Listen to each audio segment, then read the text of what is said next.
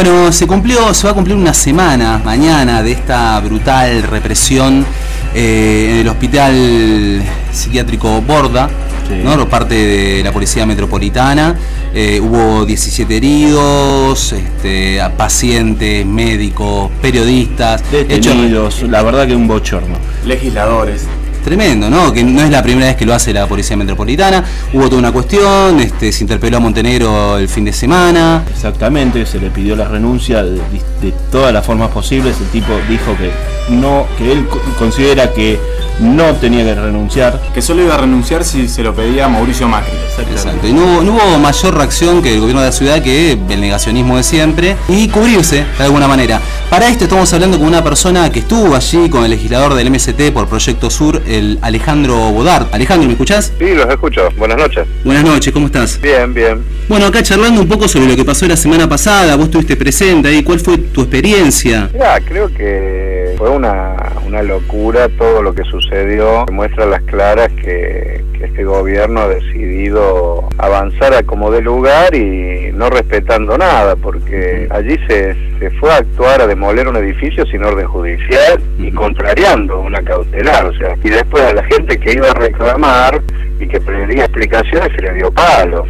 Claro. Y después que habían destruido el edificio, los legisladores que estábamos ahí les pedíamos que ya que habían destruido el edificio que se retiraran para que volvieran a la calma, porque estaban en un hospital, habían avanzado 200 metros sobre el hospital, o sea, 200 metros fuera de la obra, ¿no? Estaban en los patios donde estaban todos los pacientes. Bueno, en un momento ya dieron la orden de volver a reprimir y nos reprimieron a todos, porque no se salvó nadie, ni los periodistas, ni los pacientes. No les importó, pero también ya es una característica de la Metropolitana, ¿no? En los 4 hechos en los que ha intervenido de manifestaciones sociales han tenido un proceder similar. Mira, yo creo que la verdad que estamos ante una fuerza que ha sido creada con el solo objeto de reprimir y se lo pudo ver en el Borda, que puede en cualquier momento manchar a alguien, porque la hazaña con la que actuaban, la forma en que incluso contestaban a la gente, porque a los periodistas, a nosotros nos decían que nos iban a agarrar, que nos iban a balear,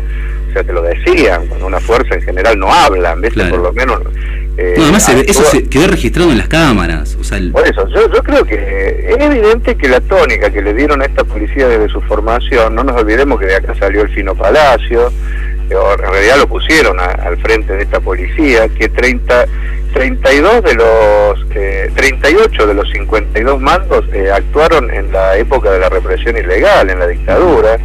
O sea, es evidente que han armado una fuerza con determinadas características que se ve, se palpa, se puede ver. Son gente que es capaz de hacer cualquier cosa, ¿no? Cualquier cosa. En este sentido, Alejandro, ¿cuál te parece que es la responsabilidad concreta de...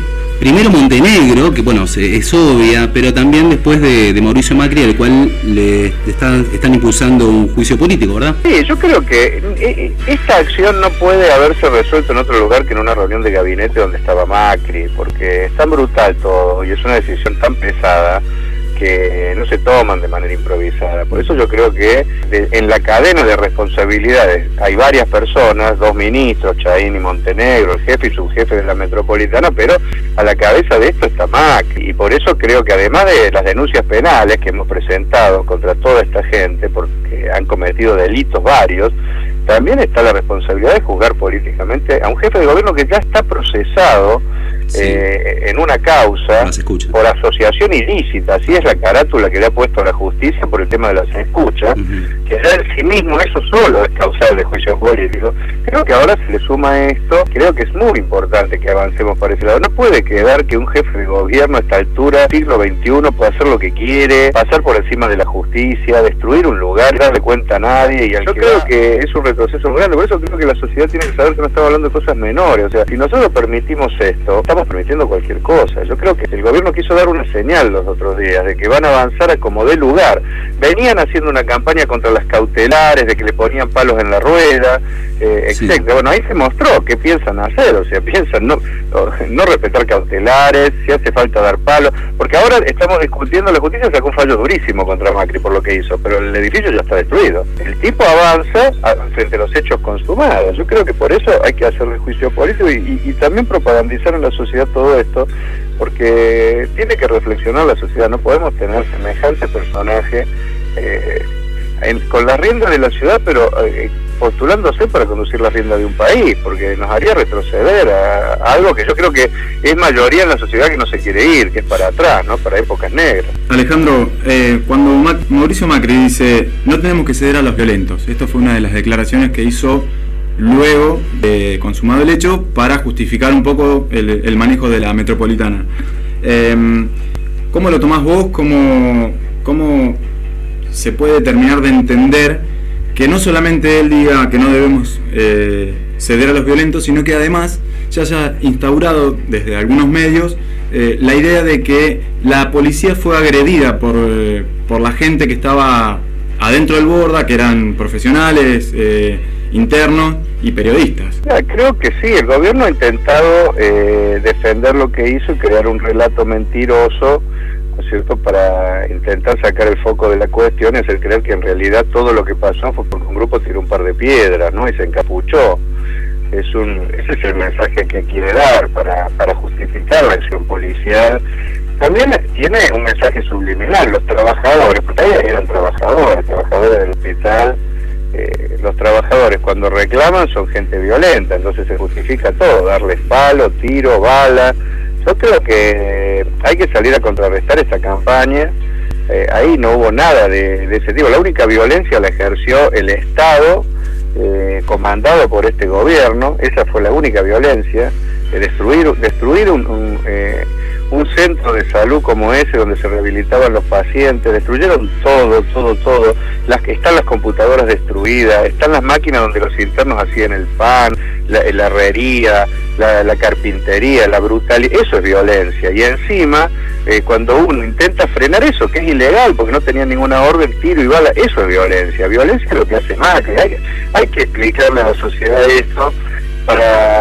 Y yo creo que si se logra, ahí es donde viene la actuación de los grandes medios, que muchas veces, ¿no es cierto?, acompañan todo este discurso mentiroso del gobierno, pero bueno, esa es la función que tenemos también nosotros, ¿no?, de contrarrelar ese relato falso y contar realmente lo que pasa y llamar a la gente a que reaccione, que no deje que esto se transforme en natural, porque vamos a retroceder y yo creo que nadie quiere ir para atrás.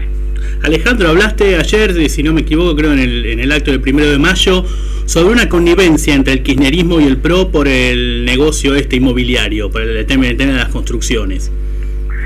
Sí, a fin de año nosotros intentamos instalar en la sociedad que se había dado un pacto entre el PRO y el kirchnerismo, del cual salieron 11 leyes, muy malas para la ciudad porque entregan tierras públicas para el negocio inmobiliario. Una de esas leyes fue la venta del edificio del Plata para construir el centro cívico, que todos sabíamos que iba a ser en el Borda, porque eso ya lo había dicho a viva voz el macrismo. Por eso yo creo que cuando ahora vemos esto que está pasando, tiene que ver con ese pacto. Ojo, y en estos días se está dando otra parte, que están avanzando en entregar los terrenos ferroviarios a la construcción desenfrenada de edificios de lujo, que también va a provocar incidentes, porque la gente de Caballito, de Liniers, de Socorro, no lo quieren a eso, ¿verdad? Yo creo que ahí hubo un pacto para entregarse las tierras públicas que tuvo como una consecuencia eso. Por eso yo digo, la represión es hija de ese pacto. Esto es bueno que se sepa, porque ahora estuvimos juntos con muchos legisladores kirchneristas los otros días en la represión. Sí.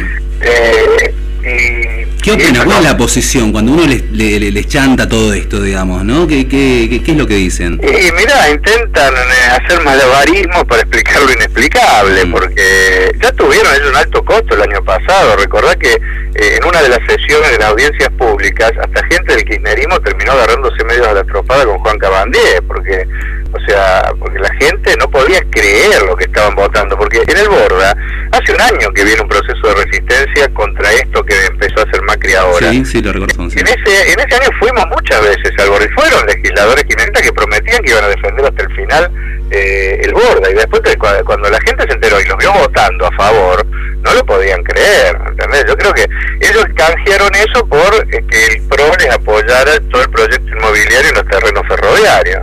O sea, es un canje, ¿me entendés?, muy malo para la gente. Por eso, y yo ahora creo que es importante ahora porque ahora hubo represión. Y la verdad que si queremos ir contra la represión, tenemos que llevar a fondo todas las denuncias contra el jefe de gobierno y habilitar el juicio político. Y los votos del kirchnerismo son claves para habilitarlo, porque hacen falta 31 votos. Si contamos todos los que se expresaron contra la represión y contra Macri, contra esto, hay 31 votos. El problema es si van a llevarlo hasta el final o lo van a salvar ahora el macrismo, ¿me entendés? Porque y este es un debate actual, ¿me entendés? Porque sería muy importante que Macri tenga que ir a la legislatura, que se forme una comisión investigadora y que lleve a fondo esto hasta las últimas consecuencias. A veces a uno le parece que eso se vuelve casi imposible, ¿no? Por la manera en que está orquestado.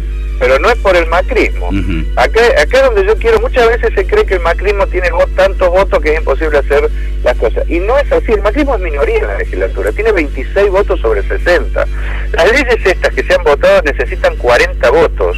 Por lo tanto, si no es con el voto del Frente para la Victoria, Macri no podría avanzar en todas estas cosas. No, te digo una más, o sea, no podría haber creado la metropolitana, porque la metropolitana la creó con el voto del kirchnerismo también. Digamos las cosas como son. Sabiendas de que esa policía incluía el Fino Palacio y todo esto, porque eso se sabe antes, no es que se saben después las cosas. Entonces, en la ciudad, y después por supuesto se dividen cosas, porque, ¿me entendés? A Proyecto Sur le tocaba un auditor, ¿me entendés? Hicieron una mangareta y se lo dieron al Frente para la Victoria, le tocaba a alguien en el Consejo de la Magistratura, se lo dieron al Frente para la Victoria, o sea, se dividen los cargos, ¿me entendés? Y por eso después hay una especie de cogobierno y se deben favores mutuamente. Esto es lo que a veces la gente no lo sabe. Desde los grandes medios intentan mostrar de que en realidad la ciudad está polarizada entre kirchnerista y macrista y se pelean como perro y gato. Pero nadie cuenta que la verdad, eso es un show ante las cámaras, porque cuando nadie los ve, votan todos juntos. La sesión pasada votaron una ley mordaza propuesta por Gabriela Cerruti, que es del Interbloque K, que apoyó al instante el macrismo y en 2 minutos la sacaron, para quitar las manifestaciones de la sesión. O sea, los legisladores que había un reglamento muy democrático que antes de empezar la sesión cualquiera podía hablar de lo que quería, sin pedirle a nadie permiso. Lo sacaron y ahora para hablar tenés que pasar por la mayoría de 40 votos para instalar un tema y poder hablar de ese tema. O sea, que hay que pedirle permiso ahora para hablar al PRO y al kirchnerismo. ¿Por qué hicieron esto? Porque los tipos no soportaban que hubiera gente que les dijéramos todos los días las chanchadas que hacían juntos, ¿entendés? Y eso se televisa, hay un periodista, así instalamos el pacto PRO-K. Esta cosa yo creo que son importantes que la ciudadanía la sepa, porque democracia es tener conocimiento de lo que pasa, tener información, para después poder optar libremente. Alejandro, y lamentablemente nos pasan estas cosas. Alejandro, para cerrar, decime cómo sigue el conflicto del Borda. ¿Cuáles son los pasos a seguir? Sea para el juicio político a Macri o otra interpelación a Montenegro. ¿Cómo seguir con esto? ¿Cómo sigue? Mira, el martes en la legislatura va Chaín a las 11 de la mañana, que va a ser una sesión importante, porque ahí lo vamos a interpelar a este ministro que arrancó el lío, porque fue el que dio la orden de destruir el coso. También estamos trabajando con muchas de las organizaciones que trabajan en el Borda, que nos vinieron a ver. Hicimos una reunión para hacer una ley que impida que se construya el centro cívico en el Borda. ¿Me entendés? Porque queremos impulsar eso, porque la ley que se votó no dice que tiene que ser en el Borda, aunque sabían que iba a ser allí. Queremos ver para bloquear esto. Y desde ya está el tema del juicio político y la denuncia penal, que yo le daría importancia, porque ojo que son muy graves y hay muchas pruebas de los ilícitos que cometió esta gente. Yo, ojo que alertaría, porque ya tenemos el dato de que se les va a hacer complicado zafar de alguna de las denuncias que hemos hecho, porque tenemos muchas pruebas como para hacerlos, por lo menos que tengan que preocuparse por ir a la justicia.